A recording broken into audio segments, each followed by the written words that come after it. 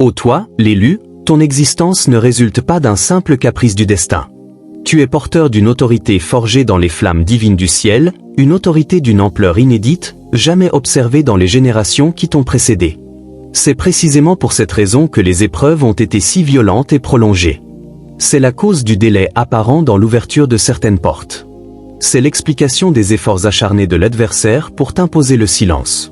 Car les forces infernales discernent parfaitement ce que tu incarnes. Les entités démoniaques te détectent aussitôt que tu pénètres dans un lieu. Et même si, sur cette terre, tu peux te sentir ignoré ou effacé, le ciel a déjà validé et scellé ton autorité. Tu n'avances pas en t'appuyant uniquement sur tes propres ressources. Tu progresses tel un vaisseau investi de l'esprit, équipé d'une puissance qui émane directement de Dieu. Il t'a confié les clés pour lier et délier. Le pouvoir d'anéantir les serpents, la grâce de revendiquer des territoires dans le domaine spirituel. Il ne s'agit pas d'orgueil, il s'agit de ton identité profonde, ancrée dans le divin. Luc 10h19 proclame « Je t'ai donné l'autorité sur toute la puissance de l'ennemi ». Laisse cette vérité embraser ton esprit. Tu représentes une menace sérieuse pour les ténèbres et un témoignage éclatant pour le royaume céleste. Avant de poursuivre, manifeste ton accord en likant cette vidéo si cette parole résonne comme une conviction puissante en toi. Abonne-toi si ton cœur te murmure que Dieu s'adresse directement à toi, et mentionne ton lieu ainsi que l'heure actuelle dans les commentaires. Ensemble, nous cartographions les endroits où la délivrance s'élève avec force. Et à ceux qui soutiennent par le commentaire épinglé ou via les super merci, sachez ceci, votre don n'est pas banal. Il constitue un partenariat prophétique avec cette parole. Le ciel voit, honore et récompense généreusement. Lorsque tu sèmes dans la révélation, tu t'alignes sur une accélération divine. Prépare-toi à voir des portes s'ouvrir largement, des territoires se métamorphoser et des victoires se concrétiser.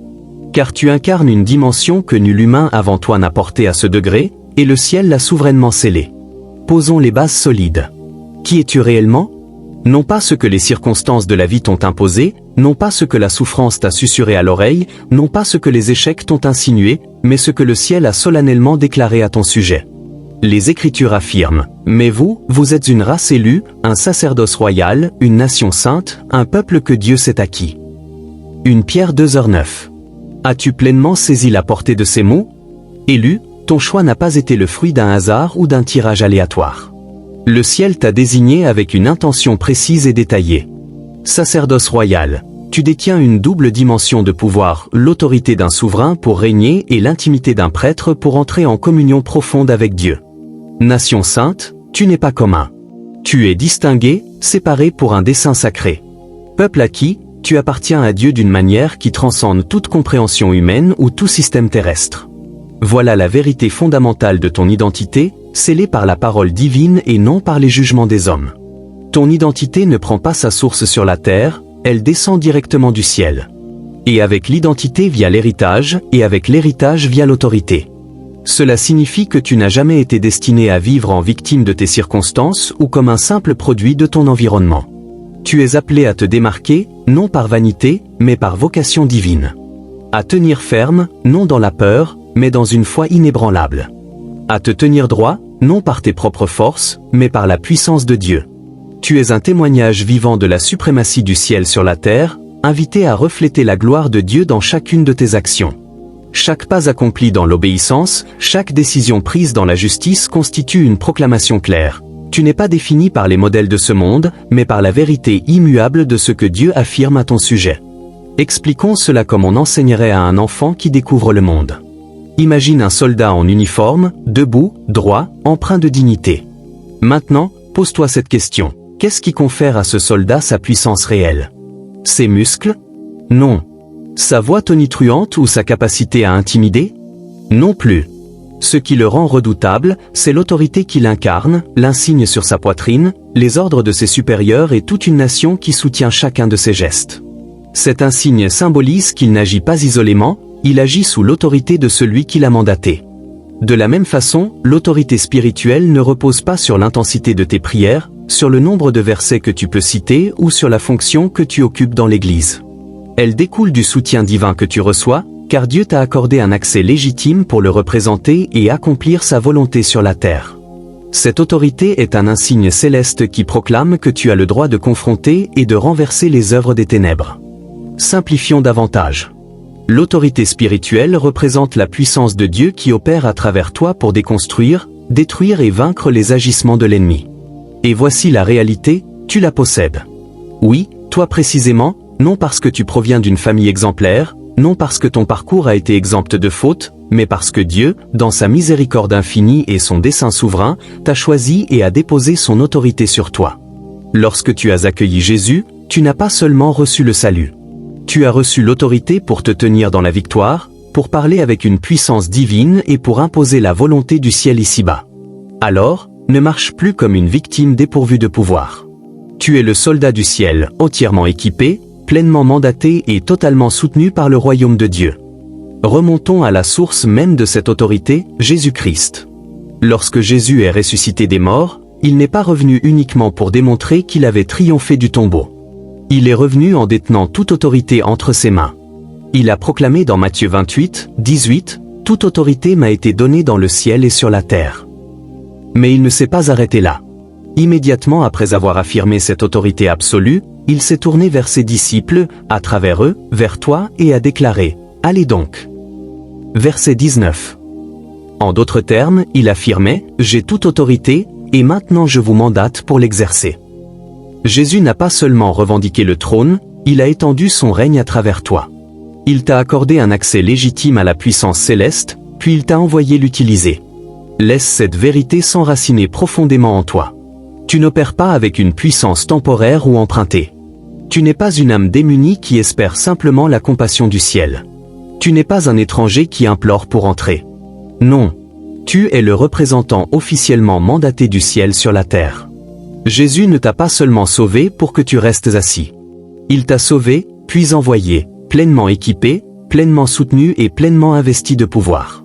Il t'a purifié, certes, mais il t'a aussi revêtu d'une autorité spirituelle. Le nom de Jésus n'est pas simplement un nom que tu invoques dans la prière. C'est le sceau de puissance que tu portes, qui fait trembler les démons et disperse les ténèbres. Lorsque tu as dit oui à Jésus, le ciel a validé ton autorité, confirmé ta mission et t'a positionné pour imposer la volonté de Dieu ici sur terre. C'est pourquoi le diable te redoute. Tu n'es pas simplement un chrétien qui fréquente l'église le dimanche. Tu es un porteur de l'autorité gouvernementale du ciel. Tu es mandaté pour envahir les ténèbres avec la lumière, pour briser les chaînes, pour guérir les cœurs brisés et pour proclamer le royaume de Dieu partout où tu poses le pied. Tu es bien plus qu'un croyant. Tu es un ambassadeur de Christ, un exécuteur de la victoire que Jésus a déjà remportée. L'ennemi ne te voit pas seulement toi, il voit l'autorité de Christ reposant sur toi. Et c'est pourquoi il combat avec acharnement pour te faire oublier ton identité véritable. Mais maintenant que tu le sais, tiens-toi droit, avance avec assurance et utilise l'autorité que Jésus a acquise pour toi au prix de sa vie. Posons une question essentielle. Pourquoi Satan s'acharne-t-il autant sur ton identité ? Pourquoi t'assaille-t-il de rêves perturbants, d'obstacles incessants, de fardeaux écrasantes, de peurs irrationnelles, de confusion profonde et de dépression suffocante ? Parce qu'il connaît une vérité que tu as peut-être occultée. Si tu découvres pleinement qui tu es en Christ, tu deviendras une menace qu'il ne pourra plus maîtriser. Si tu te réveilles à l'autorité que Dieu a placée entre tes mains, tu ne te contenteras pas de survivre. Tu démantèleras ses opérations. Tu briseras les chaînes dans ta lignée familiale. Tu libéreras les captifs. Tu revendiqueras des territoires dans le domaine spirituel. Tu guériras ce qui a été brisé pendant des générations et tu deviendras une déclaration vivante de la suprématie du ciel sur la terre. La crainte de Satan ne porte pas seulement sur ton existence, elle concerne ton éveil. C'est pourquoi sa stratégie principale n'est pas toujours de te détruire directement, mais de te maintenir dans l'ignorance. Il veut que tu restes prisonnier de cycles de défaite, non parce que tu manques de pouvoir, mais parce que tu ignores le pouvoir que tu détiens.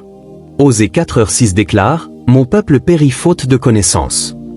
Pas faute de prière, pas faute d'adoration, pas faute de désir sincère, mais faute de connaissance, connaissance de ton identité, connaissance de ton héritage, connaissance de ton autorité. Car tant que tu ignores cela, tu n'agiras pas. Et tant que tu n'agiras pas, le territoire de l'ennemi reste incontesté dans ta vie, dans ta famille et dans ton destin. Ce n'est pas que tu manques d'accès, c'est que tu n'étais pas conscient de ce qui t'appartient déjà. Mais aujourd'hui, tes yeux s'ouvrent, le voile se lève, la plus grande arme de l'ennemi, ton ignorance, est en train d'être anéantie. Et une fois que ton esprit aura saisi cette révélation, tu ne pourras plus l'occulter.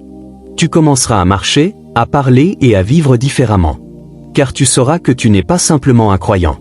Tu es un représentant mandaté du royaume de Dieu. Tu n'es pas simplement un fidèle à l'Église.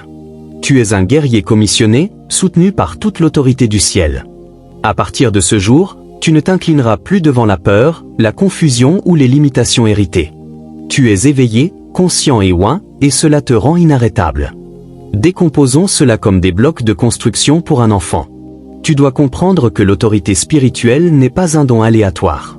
C'est une habilitation structurée qui se développe avec la connaissance et l'obéissance.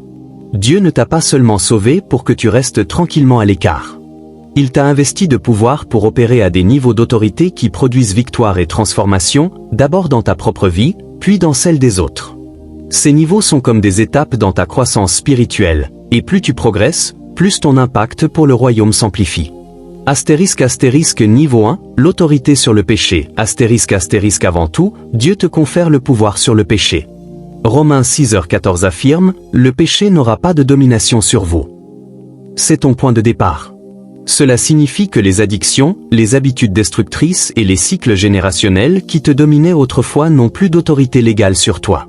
Tu n'es pas enchaîné. Tu n'es pas prisonnier. Par le sang de Jésus, tu disposes du pouvoir de refuser le péché. Chaque fois que tu résistes à la tentation, tu exerces ton autorité. C'est ta première victoire, régner sur ce qui te contrôlait jadis. Marcher à ce niveau signifie que tu n'as plus à te soumettre à la honte, à la culpabilité ou aux mensonges de l'ennemi qui prétendent que tu ne changeras jamais. Non, tu as été libéré. Et cette liberté est consolidée par l'autorité que Dieu t'a accordée. Astérisque niveau 2, l'autorité sur le diable. Astérisque une fois que tu maîtrises ton autorité sur le péché, Dieu t'équipe pour affronter et vaincre l'ennemi directement. Luc 10h19 proclame, « Je vous ai donné le pouvoir de marcher sur les serpents et les scorpions et sur toute la puissance de l'ennemi. » Ce n'est pas symbolique, c'est littéral. Tu disposes du pouvoir de réprimander les esprits tourmenteurs, de lier les forces démoniaques et de chasser les démons au nom de Jésus. Le diable n'a pas le dernier mot dans ta vie, ta famille ou ton destin. C'est toi qui le prononces, mais tu dois exercer cette autorité. L'ennemi prospère là où les croyants gardent le silence. Mais quand tu ouvres la bouche avec foi, l'enfer tremble. Souviens-toi chaque jour, le diable n'est pas au-dessus de toi, il est sous tes pieds. Astérisque niveau 3, l'autorité dans la prière et les décrets. Astérisque à ce stade, tu réalises que tes paroles portent un poids dans le royaume spirituel. Matthieu 18h18 déclare, « Tout ce que vous lirez sur la terre sera lié dans le ciel, et tout ce que vous délierez sur la terre sera délié dans le ciel. » La prière n'est pas une simple routine religieuse, c'est ton outil législatif dans le domaine spirituel. Quand tu pries en accord avec la parole de Dieu, tu émets des décrets que le ciel honore. Tu peux lier ce qui n'est pas de Dieu, comme la maladie, la peur ou la confusion, et tu peux délier ce qui doit arriver, comme la guérison, la provision et la paix. Les royaumes spirituels répondent lorsque tu parles avec autorité. Ta voix n'est pas un simple son, c'est un ordre qui transforme les atmosphères. Astérisque niveau 4, l'autorité pour représenter Christ sur la terre. Astérisque enfin, Dieu t'appelle ambassadeur de Christ. 2 Corinthiens 5h20 affirme, « Nous sommes donc des ambassadeurs pour Christ. » Un ambassadeur ne parle pas selon sa propre opinion, il transmet la volonté de la nation qu'il représente. Tu portes la voix et l'autorité du royaume des cieux. Quand tu parles, pries et déclares la vérité de Dieu, tu n'es pas seul. Tout le ciel te soutient, car tu représentes le roi des rois.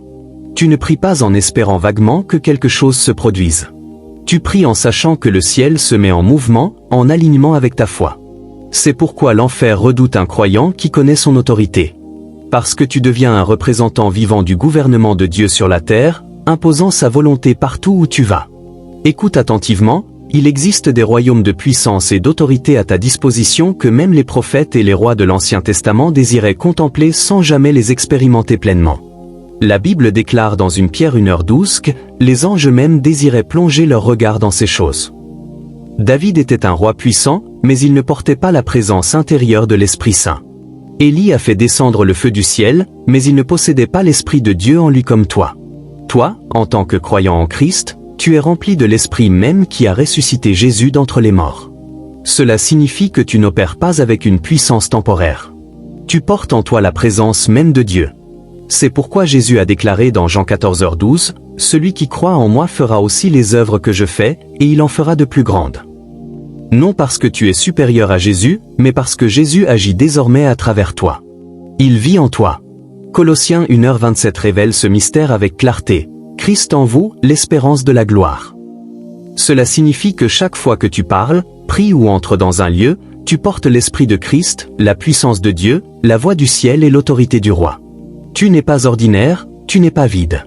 Tu es rempli d'un potentiel divin et soutenu par une puissance surnaturelle. C'est ton identité.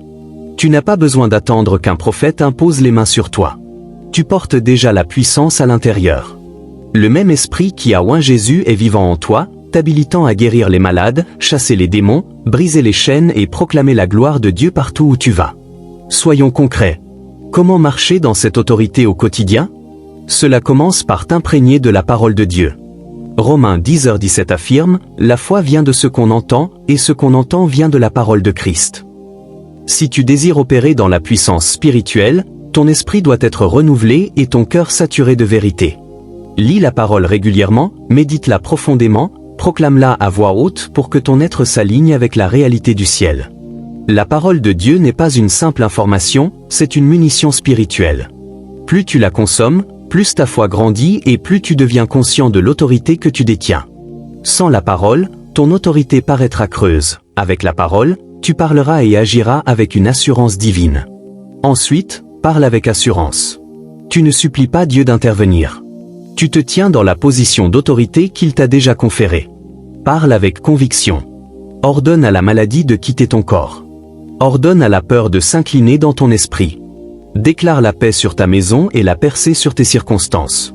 Proverbe 18h21 rappelle que la mort et la vie sont au pouvoir de la langue. Quand tu parles en accord avec la parole de Dieu, tes déclarations deviennent des décrets que le ciel honore. Mais l'autorité sans obéissance est périlleuse. C'est pourquoi Jacques 4h7 déclare, « Soumettez-vous donc à Dieu, résistez au diable, et il fuira loin de vous. » La pureté et la sainteté gardent ton autorité affûtée. Vivre soumis à Dieu garantit que, lorsque tu résistes au diable, il n'a aucun droit légal de demeurer. Enfin, n'oublie jamais que tu es soutenu par le ciel. Même les jours où tu te sens faible, indigne ou spirituellement aride, l'autorité ne s'évapore pas. Tu es toujours couvert par le sang de Jésus, entouré d'anges, portant un insigne spirituel que chaque démon reconnaît. Ton autorité ne repose pas sur tes sentiments, elle repose sur l'alliance que tu as avec Dieu à travers Christ. Alors marche avec assurance, parle sans crainte, vis dans la justice. Parce que lorsque tu comprends que le ciel est avec toi, tu cesses de vivre comme une victime et tu commences à avancer comme un vainqueur. Partout où tu vas, tu portes la présence, la puissance et l'autorité du royaume de Dieu. Élu, tu n'as pas à courir après la puissance. Tu la possèdes déjà. Tu n'as pas besoin de supplier pour une permission. Le ciel te l'a déjà accordée. L'autorité que tu incarnes n'attend pas d'approbation. Elle a été scellée au moment où Christ est entré dans ta vie. Le temps est venu pour toi d'incarner pleinement qui tu es. Plus de recul face à la peur, plus de doute sur ta place dans le royaume. Plus de vie comme un simple serviteur alors que Dieu t'a appelé à régner avec lui. Tu n'es pas destiné à survivre. Tu es destiné à gouverner. Tu ne possèdes pas seulement une bénédiction. Tu portes la présence même de Dieu en toi. C'est pourquoi l'Écriture proclame avec force, « Celui qui est en vous est plus grand que celui qui est dans le monde. » 1 Jean 4h4. Tu portes une autorité qu'aucun humain n'a jamais eue à ce degré, parce que Dieu ne t'a pas donné un outil, un don ou un titre. Il t'a donné lui-même. Son esprit vit en toi. Sa puissance coule à travers toi. Son autorité te marque, et le ciel l'a déjà confirmé. Alors cesse de demander ce que tu possèdes déjà. Cesse de vivre comme si tu attendais un signe alors que la croix et le tombeau vide en étaient un définitif. L'ennemi sait qui tu es. Il est temps que tu le saches aussi. Marche dans cette vérité, parle en accord avec elle, prie en accord avec elle. Vis en accord avec elle, parce que tu n'es pas ordinaire, tu es mandaté.